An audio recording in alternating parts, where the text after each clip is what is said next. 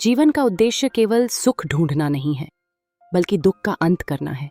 यह वचन है तथागत गौतम बुद्ध के। आज आप सुनेंगे एक ऐसी प्रेरणादायक कहानी जिसने पूरे संसार को बदल दिया। यह कहानी है एक राजकुमार की, जो महलों की चकाचौंध छोड़ सत्य की खोज में निकल पड़ा और बुद्ध बनकर करुणा और शांति का प्रकाश फैलाया। चलिए शुरू करते हैं भगवान बुद्ध की जीवन यात्रा। कपिलवस्तु का महल, जहां हर ओर वैभव, रत्न और संगीत था। युवा राजकुमार सिद्धार्थ, राजा शुद्धोधन और रानी महामाया के पुत्र, महल की समृद्धि और ऐश्वर्य के बीच बड़े हुए। चारों ओर नृत्य, संगीत, रंग बिरंगे वस्त्र, स्वर्ण मंडित हॉल और दिव्य सजावट। पत्नी यशोधरा और छोटे पुत्र राहुल के साथ उनका जीवन एक आदर्श राजकुमार जैसा प्रतीत होता था। लेकिन उनके हृदय में एक शून्य था। वह अक्सर सोचते, क्या यह सुख स्थायी है? क्या जीवन केवल भोग और ऐश्वर्य का नाम है? एक दिन सिद्धार्थ महल की चारदीवारी से बाहर निकले। उस यात्रा ने उनके जीवन की दिशा बदल दी।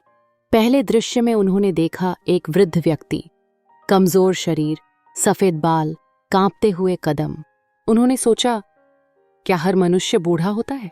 दूसरे दृश्य में उन्होंने देखा एक बीमार व्यक्ति, वह पीड़ा से कराह रहा था।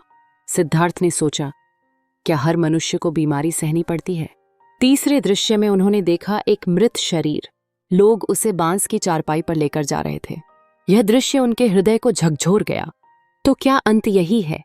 क्या मृत्यु सब कुछ समाप्त कर देती है? और चौथे दृश्य में उन्होंने देखा एक सन्यासी, सादा वस्त्र, शांत चेहरा, दुनियावी मोह से परे एक अद्भुत सुकून। सिद्धार्थ के मन ने कहा, यही तो मार्ग है जिसे मैं खोज रहा हूं। महल लौटकर सिद्धार्थ का मन और व्याकुल हो गया। रात दिन उनके विचारों में एक ही प्रश्न था, इस दुहक का अंत कैसे हो सकता है? और एक रात चांदनी की शीतल रोशनी में उन्होंने निर्णय लिया। पत्नी यशोधरा और पुत्र राहुल गहरी नींद में सो रहे थे।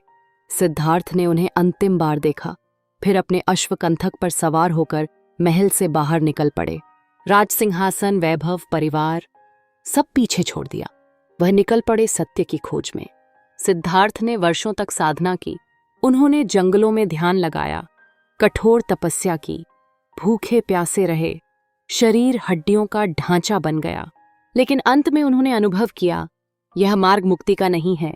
अत्यधिक भोग और अत्यधिक कष्ट, दोनों ही मार्ग सही नहीं हैं। तभी उन्होंने पाया मध्यम मार्ग, जहां न भोग का अतिरेक है, न ही तपस्या का अत्याचार। अब समय था अंतिम साधना का। बोधगया में एक विशाल पीपल वृक्ष के नीचे सिद्धार्थ गहन ध्यान में बैठे। दिन रात बीतते गए। अंधकार, प्रलोभन, भय, सबने उनके मन को विचलित करने की कोशिश की, लेकिन सिद्धार्थ अडिग रहे। उनका मन स्थिर था, उनकी दृष्टि भीतर की ओर केंद्रित थी। 49 दिनों की तपस्या के बाद प्रभात की पहली किरणों के साथ उनके भीतर वह सत्य प्रकट हुआ, जिसे आज हम ज्ञान कहते हैं। अब वह केवल सिद्धार्थ नहीं रहे, वह बन गए बुद्ध, जागृत, प्रबुद्ध, करुणामय। ज्ञान प्राप्ति के बाद बुद्ध ने अपना जीवन दूसरों को मार्ग दिखाने में समर्पित कर दिया। सारनाथ के मृगदाय वन में उन्होंने अपने प्रथम शिष्यों को उपदेश दिया। उन्होंने कहा, अष्टांगिक मार्ग ही दुख के अंत का उपाय है। सही दृष्टि, सही संकल्प, सही वाणी, सही कर्म, सही आजीविका, सही प्रयास, सही स्मृति और सही ध्यान। उनका संदेश स्पष्ट था, सच्ची शांति भीतर से आती है, उसे बाहर मत खोजो। बुद्ध ने करुणा का प्रकाश फैलाया।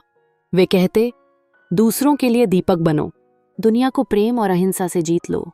आज हजारों वर्ष बाद भी बुद्ध की वाणी हमें प्रेरणा देती है। उनका जीवन हमें यह सिखाता है कि असली सुख भोग में नहीं, बल्कि त्याग, प्रेम और करुणा में है। अगर आप भी मानते हैं कि बुद्ध का मार्ग जीवन को बदल सकता है, तो अपने हृदय से कहें, नमो बुद्धाय।